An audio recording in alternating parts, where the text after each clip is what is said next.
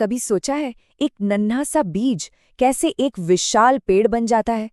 ये कोई जादू नहीं है, ये तो है नेचर की इंजीनियरिंग का एक शानदार नमूना। तो चलिए आज हम इसी छुपे हुए ब्लूप्रिंट की परतें खोलते हैं। मतलब सवाल तो यही है ना कि एक पौधे को पता कैसे चलता है कि उसे खुद को बनाना कैसे है, कि जड़ें जमीन के अंदर ही जाएं और तना आसमान की तरफ। ये सब एक बहुत ही सटीक प्लान का हिस्सा है, बिल्कुल वैसे जैसे कोई बड़ी बिल्डिंग बनाने से पहले उसका नक्शा बनता है। और इसका सारा राज वो छिपा है पौधे के जेनेटिक ब्लूप्रिंट में। हाँ, ये एक ऐसा ब्लूप्रिंट है जो उसके हर एक सेल में मौजूद है और यही उसे बताता है कि कब, कहाँ और क्या बनाना है। तो सवाल ये है कि आखिर ये ब्लूप्रिंट काम कैसे करता है? अच्छा, इसको ऐसे समझिए, पौधे के पास ना अपने खुद की कंस्ट्रक्शन साइट्स होती हैं और इन साइट्स पर काम 24 घंटे चलता रहता है। इन्हीं कंस्ट्रक्शन साइट्स को साइंस की भाषा में कहते हैं मेरिस्टेम। अब ये मेरिस्टेम क्या भला है? असल में ये पौधे की स्टेम सेल्स हैं, मतलब ऐसी जादुई कोशिकाएं जो कुछ भी बन सकती हैं, चाहे तो जड़ बना दें या तना, पत्ती या फिर खूबसूरत सा फूल। और पता है सबसे कमाल की बात क्या है? हम जानवरों की तरह नहीं जो एक खास उम्र के बाद बढ़ना बंद कर देते हैं। नहीं, पौधे अपने इन्हीं मेरिस्टेम की बदौलत अपनी पूरी जिंदगी बढ़ते रह सकते हैं। सोचिए जरा। तो पौधे के पास ऐसी दो मेन कंस्ट्रक्शन टीमें हैं। पहली है शूट एपिकल मेरिस्टेम, या शॉर्ट में कहें तो सैम। इसका काम है जमीन के ऊपर का सब कुछ बनाना, तना, पत्तियां, फूल, सब कुछ। और दूसरी टीम है रूट एपिकल मेरिस्टेम यानी रैम, जो जमीन के नीचे जड़ों का पूरा नेटवर्क तैयार करती है। लेकिन बात सिर्फ बढ़ने की नहीं है, पौधे बहुत ही स्मार्ट तरीके से बढ़ते हैं। उनकी पूरी की पूरी डिजाइनिंग सूरज की रोशनी को दिमाग में रखकर की जाती है। अच्छा, कभी इस बात पर गौर किया है कि पौधों पर पत्तियां एक खास पैटर्न में ही क्यों लगी होती हैं? ये बस ऐसे ही रैंडम नहीं है। नहीं, इसके पीछे भी एक साइंस है। इसे कहते हैं फिलोटैक्सी, और ये एक बहुत ही इंटेलिजेंट, सोचा समझा डिजाइन है।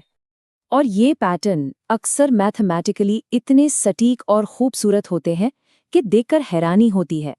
जैसे सूरजमुखी में वो घुमावदार स्पाइरल पैटर्न, या कुछ पौधों में पत्तियों का गोल चक्कर में होना, या फिर एक दूसरे के ठीक आमने सामने उगना।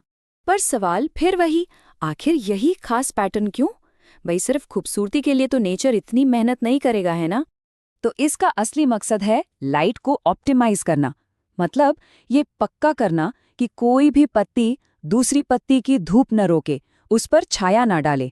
इससे होता ये है कि हर एक पत्ती को फोटोसिंथेसिस यानी अपना खाना बनाने के लिए मैक्सिमम धूप मिलती है ना कमाल का इंतजाम? ठीक है, तो पौधा बड़ा हो रहा है, पत्तियां बना रहा है, लेकिन उसका काम सिर्फ इतना ही तो नहीं है। एक वक्त आता है जब ब्लूप्रिंट में एक बड़ा बदलाव होता है, प्लान बदल जाता है और पौधे को नए ऑर्डर्स मिलते हैं। इसको ऐसे समझिए कि अब तक पौधा अपनी फैक्ट्री बना रहा था, यानी पत्तियां जो एनर्जी बनाती हैं, पर अब ब्लूप्रिंट से नया वर्क ऑर्डर आता है।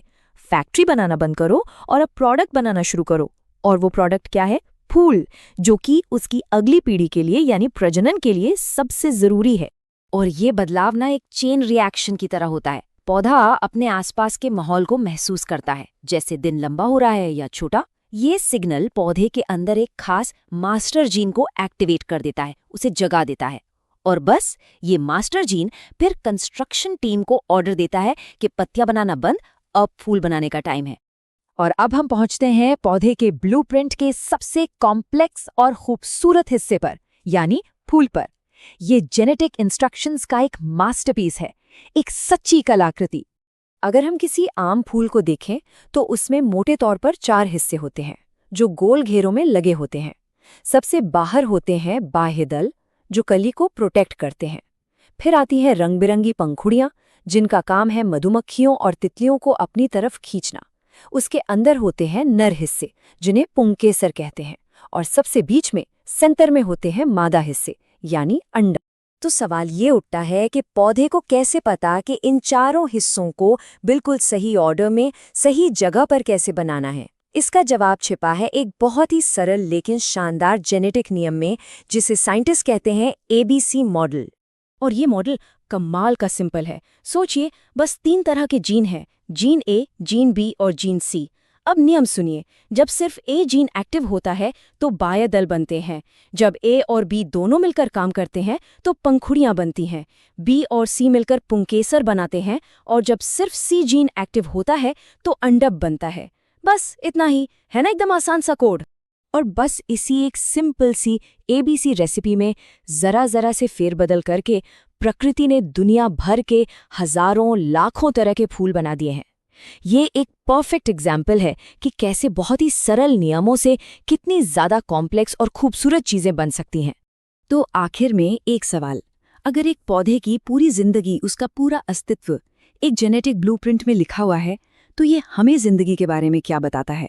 शायद यही कि कैसे कुछ बेहद सरल नियम भी अपने आसपास की इस कमाल की कॉम्प्लेक्स और खूबसूरत दुनिया को बना सकते हैं। सोचने वाली बात है ना?